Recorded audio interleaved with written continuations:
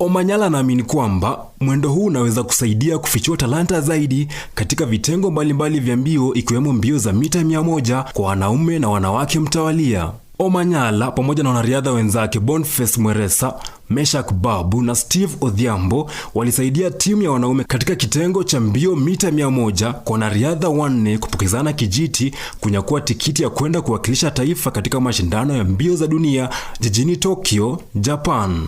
Wanne hao waliandikisha muda wa sekunde 38.51 walipomaliza katika nafasi ya pili kwenye mkumbo wa pili raundi ya pili.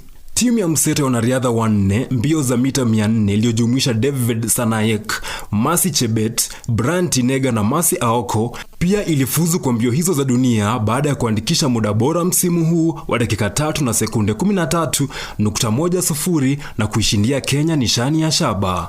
Kenya ilimaliza katika nafasi ya 9 katika mashindano hayo baada ya kunyakua nishani 1 ya shaba. Afrika ya Kusini iliongoza msururu wa jedwali hilo kwa nishani 2 za dhahabu na nishani 1 ya shaba. Nikiripotia ulimwengu wa michezo, langu jina ni Ian Msolongwa.